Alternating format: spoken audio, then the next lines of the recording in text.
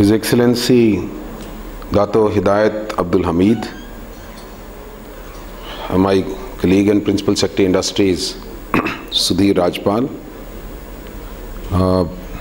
Mr. Samuel Adamson, Head of the Prosperity Programs, Ease of Doing Business in British High Commission, Mr. Ashok Sangwan, Director Industries, Mr. Goyal from Reliance Industries, all the distinguished delegates, all the officers, a very good morning to all of you. I would like to thank Elets for giving me this opportunity to be making a small presentation before you. Although Sudhir has covered most of the points, I would like to just supplement his presentation. I'll start out by saying that in this ease of doing business, in fact, I was in UK last year when I was Principal Secretary Industries. Just for the information of Mr. Samuel Adamson and all of you.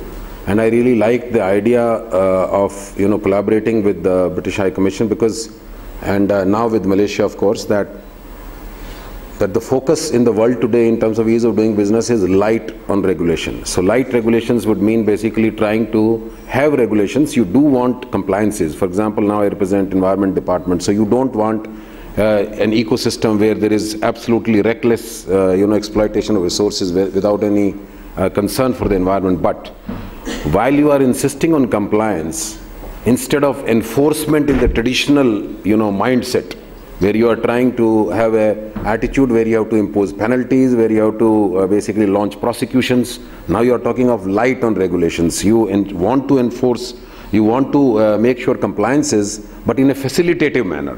So that is the whole concept of light regulation. So basically in Haryana, we are trying to embody those principles. And I think in me and Sudhir, we worked together when we raised the rank of Haryana from 14 to 6. And now we are, I'm very glad to know that, we are at number 1. And I'm sure that when the final rankings are released, we will be able to maintain this rank and we will be able to maintain this position. And sometimes, as Sudhir rightly mentioned, that you say that, it's all on the paper and what has translated on the ground. Now, for all such, doubting Thomases or for all these sometimes mild criticisms, I always have this line which I always say that, discontentment is sign of progress. So as long as you continue to be, dissatisfied with the existing status quo, you always keep on improving your current system. But let me assure you that, and let me, from my experience, what I have seen is that this is the most important beginning, which was started in terms of ease of doing business when there was a healthy, competitive, cooperative federalism started by the federal government. So, for example, why say competitive and cooperative? That even today, although some states may be reticent, reluctant because they want to maintain their rank, I think by and large, DIPP in Government of India or even in the state, what we are doing is that we continue to share best practices.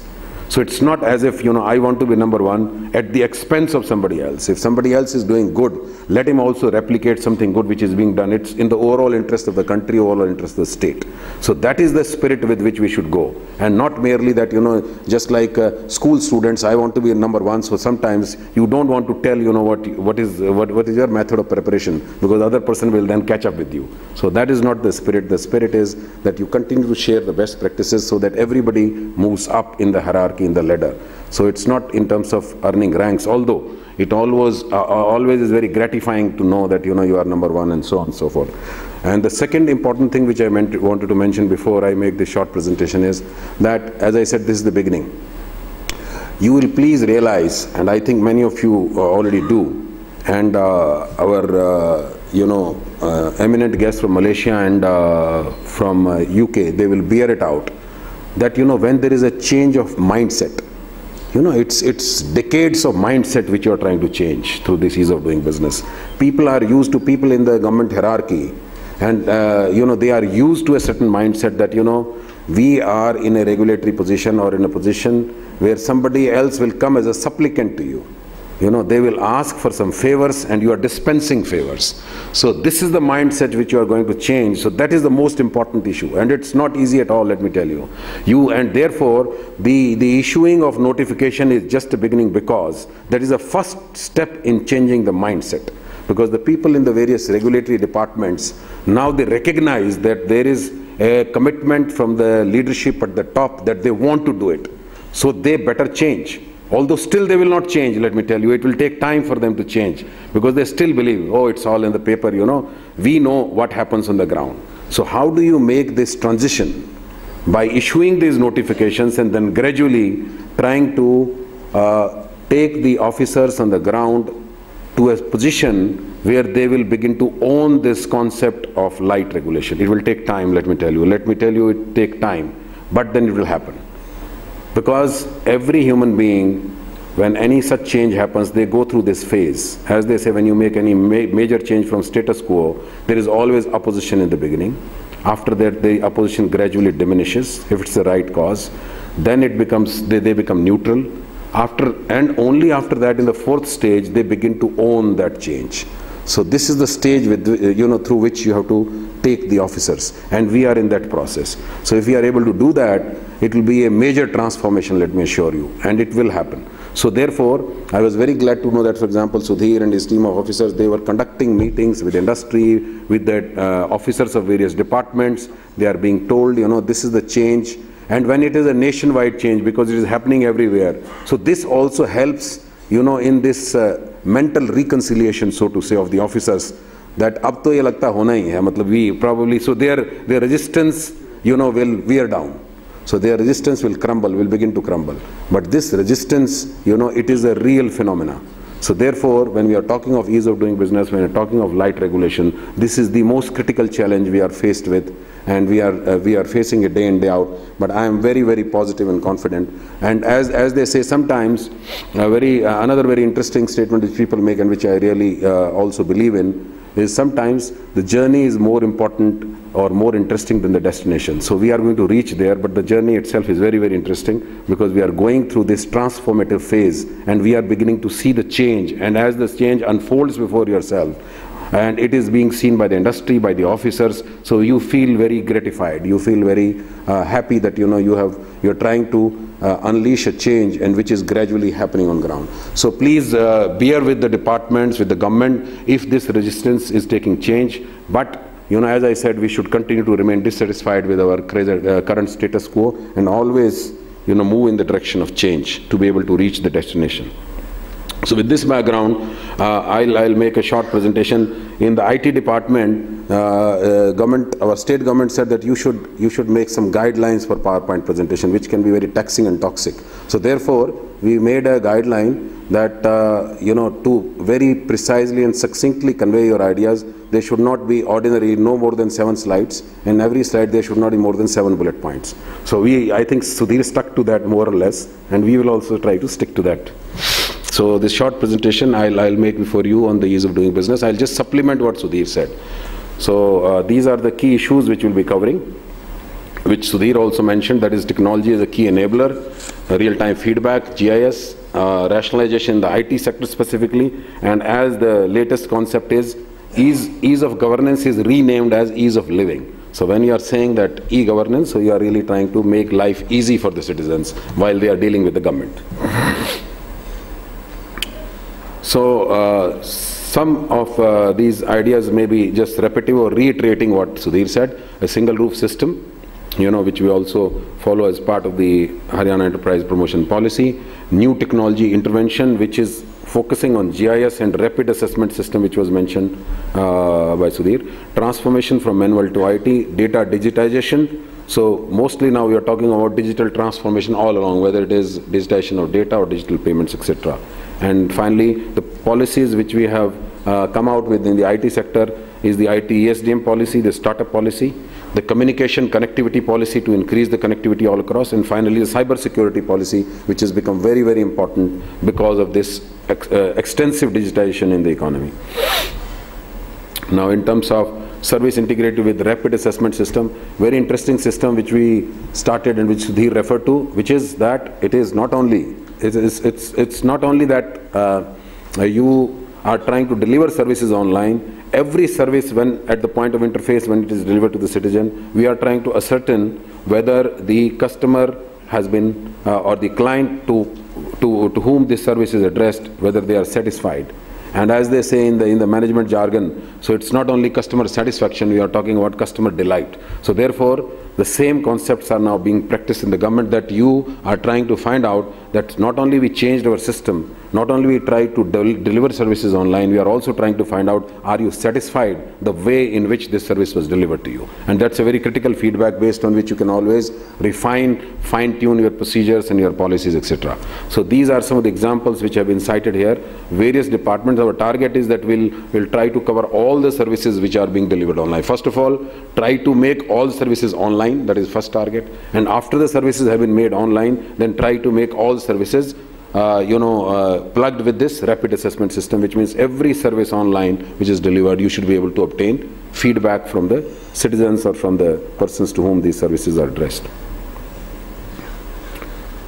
GI based services, very interesting two examples I just want to highlight. One is the Harpat scheme, which is now already in operation in Haryana, which means, and it has, you must have heard about it in the other parts of the country also, that through your mobile itself you can take a picture and then by download the Harpat app, and then you say that this road is not good, so you want this condition of road should be improved. The system will recognize based on the GIS coordinate that this road belongs to which department, and then that road, it will be flagged to the concerned department.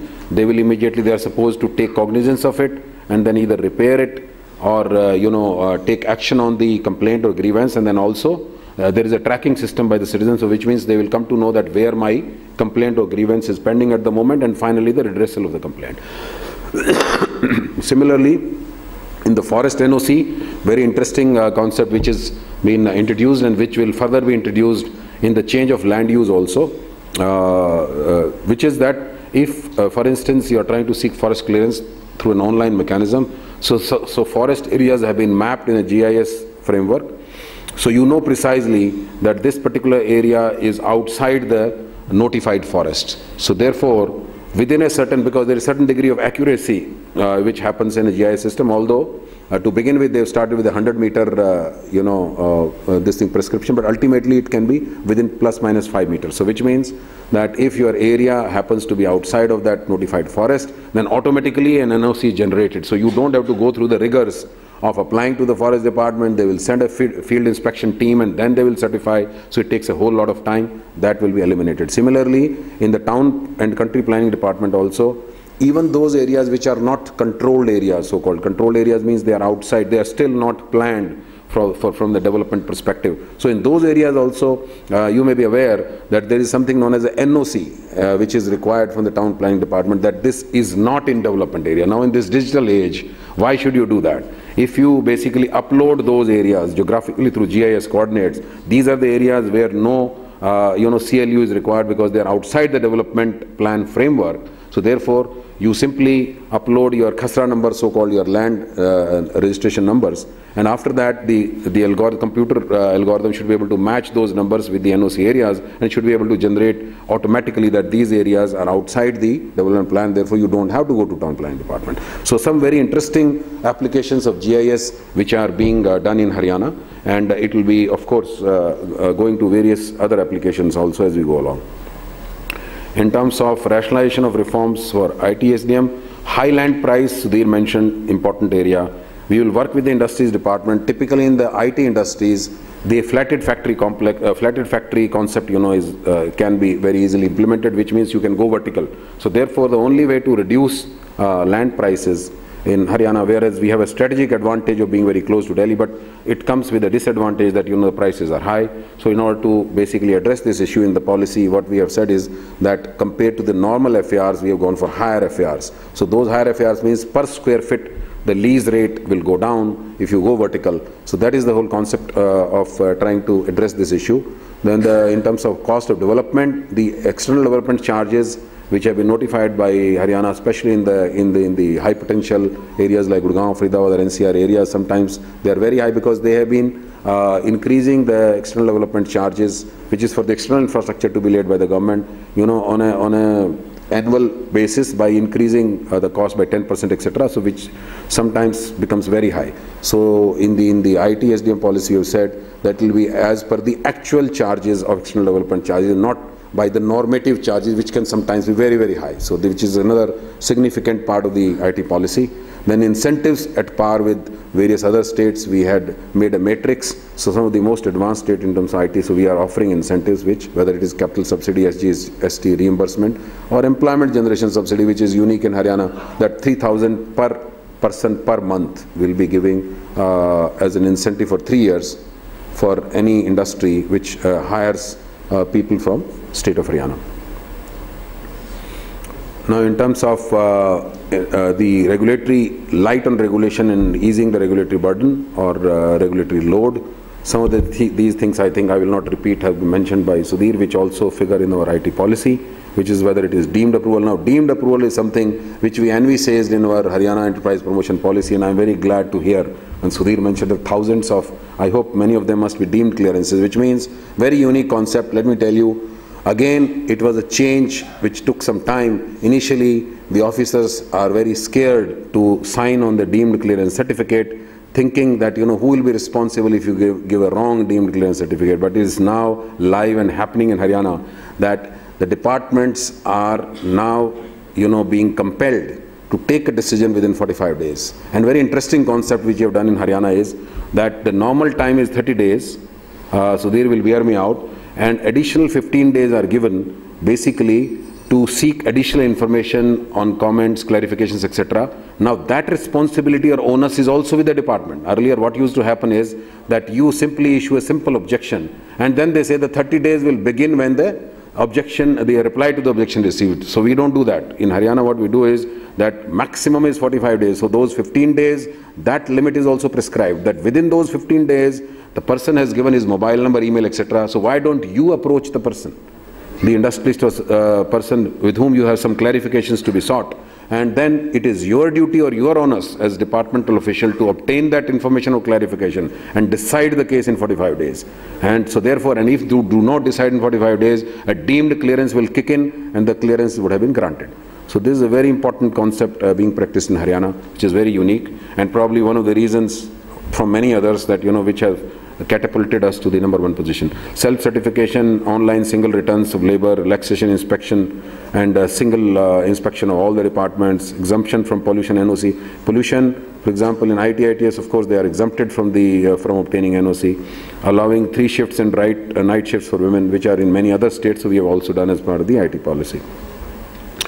Now, in terms of startup ecosystem also, as part of startup policy, I'll just highlight that we have created a corpus which is fund of funds. Similar to Government of India has created 10,000 crore, $2 billion fund of fund basically to support startups. So on similar pattern we have done it in Haryana. So if there's a Haryana startup, so we go by the assessment of, let's say, venture capitalist or somebody who has assessed the startup and there is potential in the startup, and if they put in their money, so upfront they can declare that if let's say, so 2/3 money is put in by the venture capitalist, so 1/3 will be put in by the government. So government is also in the process of, sticking out its neck and be part of a risky venture just to promote the startup ecosystem. Similarly, in terms of the regulatory is a burden, the incubation, we are starting an incubation center in every university. So therefore, the students, for example, in college universities, they will know that, it's not only trying to seek jobs, but they can be job creators. So if they have bright ideas, but typically the students, they are absolutely at a loss how to start a company. What is the mechanism in which I'll try to access the funds? How do I go to incubation system? Who will be the mentors? Where do I find the access to funding like angel investor, venture capital? All that ecosystem will be created in the incubation centers. So we have a hub and spoke model. We have a knowledge warehouse set up in Gurgaon, which is already functional. It will have spokes in the universities. So therefore, all those who have bright ideas which are validated by at a certain level, they can easily graduate to the knowledge warehouse and they can then have access to funding, etc. So this entire ecosystem is being created in Haryana. Student entrepreneurship. So we have also advocated in the policy. If, for example, you want to take a break because you want to pursue your entrepreneurship venture, so therefore you can take a break from the university system and then you can come back to the university. So all these flexibilities in the education. Similarly, if you want to sit at home and you want to start online MOOC courses, so these online courses, you can get your credit, still pursue your entrepreneurship venture. So that facility will also be available. So idea is that how do you create an ecosystem where the students right at the college universities, they get involved in this entrepreneurship venture. In terms of online, we have a communication infrastructure policy which is called CCIP, Connectivity Communication Infrastructure Policy. There again, we have strictly mandated 45 days clearance, or for example, the major problems is with respect to obtaining right-of-way clearances. So again, within 45 days, if the clearance is not given, there will be deemed clearance. So as a result of this policy, you know, we already received 218 applications. In Haryana, for example, we have about close to 10,000 towers. It was told to us that we need another 10,000 towers if you want connectivity to reach in every nook and corner of Haryana. And we said we'll make it so easy that, you know, they can easily set up their towers for 4G, 5G, or for any broadband connections. We already have a BharatNet, which is under the Department of Telecom. So every Gram Panchayat now has connection to broadband at the rate of 100 Mbps. But in addition to that, this new technology of 4G, 5G have been very easily facilitated. So a lot of these tower manufacturers, we had engagements with the telecom service providers, with the Tower Association, and they are very happy with the policy. They've already given an application. We are sure that the connectivity will not be an issue even in the remote corners of Haryana as a result of this policy. Similarly, focusing not just on EOD but ease of living. So for example, we are now having this concept where we will have this centers in almost more than 100 places, and there are more than 4,000 places where what we call as communication common service centers, or ASK. There's Atal Seva Kendra politically, but it was named ASK, but it has a very interesting meaning. ASK means you can come and ask for a service and you'll get that service at 4,000 different locations throughout Haryana, through these common service centers, where all the department services, our target is by 14th April, more than 384 services which will be notified under Right to Service Act, which means there will be a time-bound factor related to the delivery of services, and all those services will be available online through a back-end integration at the department level and forward integration with these so-called Saral Kendra or centers or common service center at a single platform, which means now, for example, various departments, various services, they are online all right, but then you have to go to every website separately to be able to apply. But here there will be a unified platform, and it will also be gradually available on a mobile platform. So as the citizens become digitally literate, they can even access these services on their mobile, or through this assisted delivery mode through our centers, whereby paying a nominal fees, they can access all these services at a common platform. So therefore, trying to make life easy for the citizens by making these interface points at various Gram Panchayats, urban centers, so that you do not have to go to the government for taking these services, so which is cashless, faceless and paperless. And that is where this mind change thing which I was mentioning to you.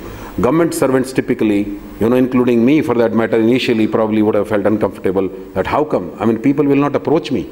Cashless, faceless, paperless means we are wanting to make sure the citizen should not go to government servant. So it just simply, they cannot comprehend that they will not come to us. No, they will not come to you. They will come to these centers where online facilities are available, and they'll be able to access these facilities. Why should they come to you? Our objective as a government is to be able to make these services available at these various centers, various interface points, and they do not have to queue up in the government departments and face the embarrassment and indignity which nobody wants in today's world. So therefore, the last concept, as I will say, is, as Sudhir also mentioned, I'll just end by saying that the latest concept is that it is not red tape, but red carpet.